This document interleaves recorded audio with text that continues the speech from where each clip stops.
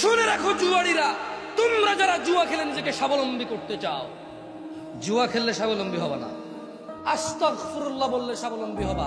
আমি জামশেদ মজুমদার বলতেছি না, আল্লাহর নবী নূহ আলাইহিস সালাম বলতেছে, ইউমদিদকুম বিআমওয়াল, যদি বলো আল্লাহ ক্ষমা করে দেন সব অপরাধ, আর করব না অপরাধ, যা করছি মাফ করে দেন, আমি লজ্জিত, আর আমি ভুল করব না, আর আমি পাপে জড়াবো না।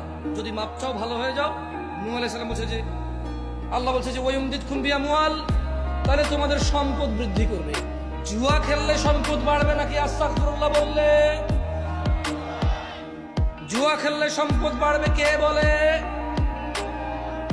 ইউটিউব বলে, ওখানে অ্যাড আসে জুয়া খেললে। আমি 2 দিনে বড়লোক হয়ে গেছি, আপনি কি হতে চান? এই মার্সিডিজ গাড়ি কিনতে চান? হ্যাঁ,